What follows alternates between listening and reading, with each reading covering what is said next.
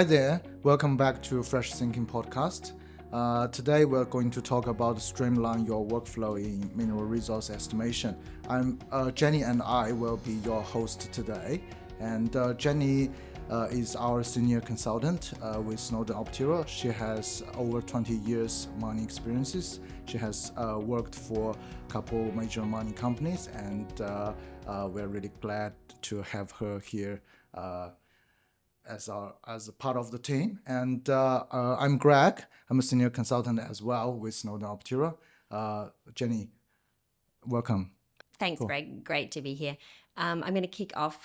Greg, you've been familiar with Datamine's macro language to automate every stage of the process for mineral resource estimation, from exploratory analysis through block model estimation and final validation. Walk us through how scripting can make a difference for those repetitive steps. Thanks, Jenny. That's a really good question. So, as we know, most of our practitioners, we would when we run this resource estimation, we get quite some repetitive work to do, and especially when we talk about the sensitive estimation or sensitive checks, we want to test certain parameters and what's the influence of those parameters to our final results.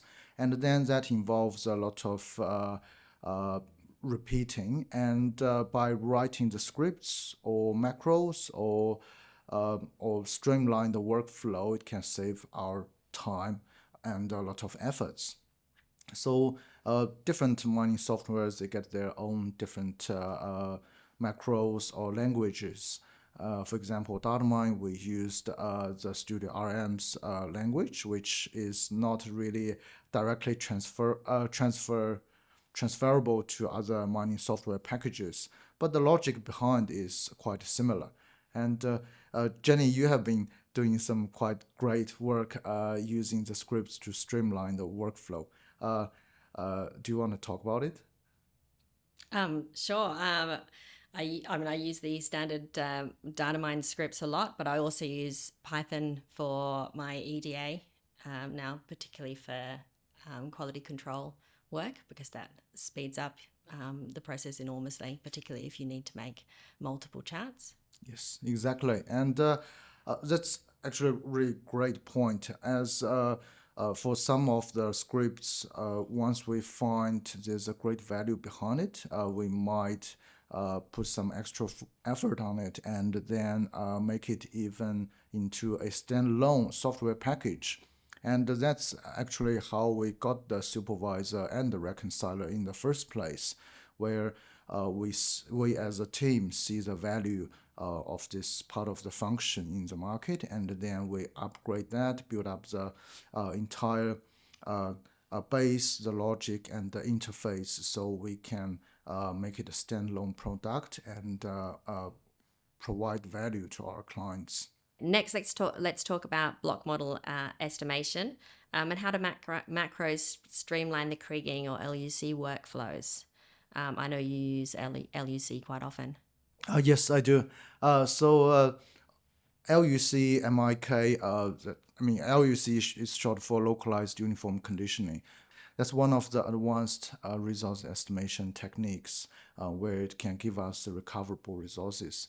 And that involves quite some math, quite some steps to do a lot of, for example, the change of support and post-processing.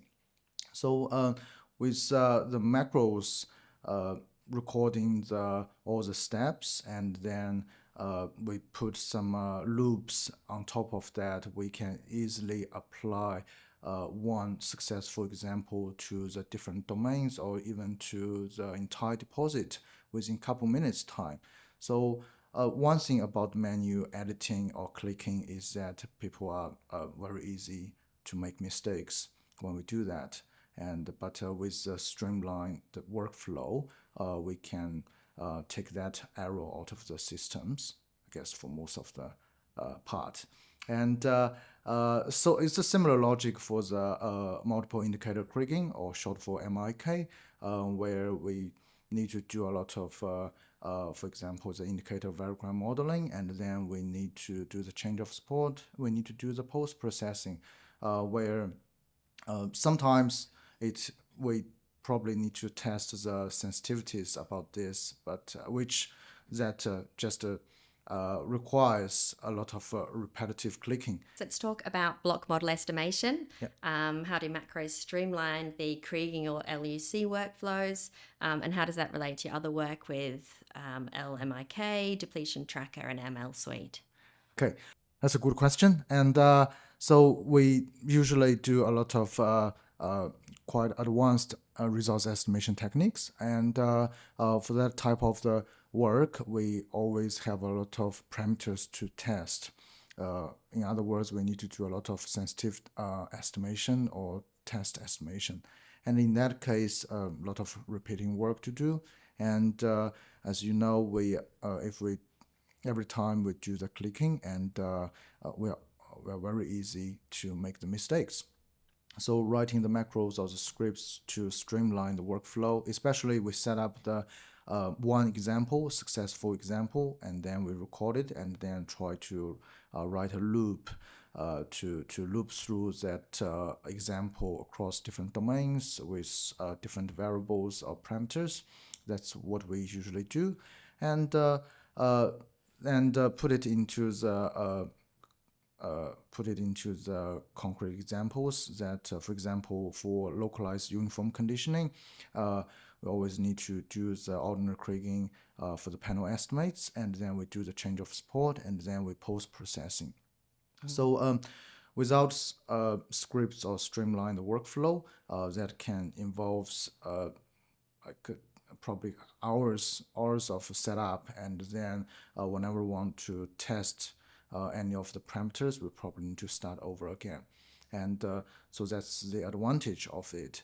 And for the other case studies, if you're interested, we do have other podcasts talking about the, for example, the LMIK or the machine learning and the depletion customized workflow, for example. So feel free to have a look, and yeah. So you covered a little bit on why streamline your workflow. Do you think that's important for any size project to streamline, or just for the big projects? I think for the small projects, maybe sometimes it's not really necessary because much more simpler workflow and much less parameters to test with. But certainly when you come to the multi-domains, multi-all bodies, like middle or large size of the projects, the only way to do it in a practical time frame, I think, is to streamline your workflow. And we do a lot of audits or peer review projects, and we can see that's a common practice for most of the mining companies. So your macros leave a nice audit trail for somebody else to follow what you've done. Exactly. That's the other benefit. Whenever you want to hand it over to your colleagues, or want to give it to the external audits with the macros, that makes everything much easier for people to follow up or to see what has been done. So if you're listening and you're interested in writing your first macro or automating your process, how would you say you get started, Greg? I think for most of the mining softwares, you get this function to record your actions or record your macros. So you set up your parameters, and make sure it works, and then you use that piece of the code and as your base, and then you can add some customizations on top of it. You could give a user interface. You could loop through this code for different domains or for different all bodies even. And I think that's how I learned this skill set, I would say. Agreed. So get it started with one project, get one thing to work. Yeah. And once that works, try it on another project or another variable and keep adding to it. Exactly. And Jenny, you are the expert on this topic as well. So do you want to give us some practical advice? Well, start small, I think is my advice, particularly if you have to write something from scratch. I mean, the best piece of advice is to borrow from your friends. These scripts, a lot of them are around in the industry. Modify ones that you can get your hands on. Otherwise, if you start small, make something that works, add a little bit to it, check that it works from there, and keep building up, and try it on another data set, see if it works from there. Awesome. And yeah, I think that's pretty much what we want to talk about for today. Apparently, this is a very large topic. We will talk more about it in the future. And so, if you're interested in this topic, feel free to reach out. We can help you with streamline your workflow in whatever the mining softwares you use, whether it's Datamine, Surpack, Vulkan, or other Python-based software. We could give a hand. Thanks for listening.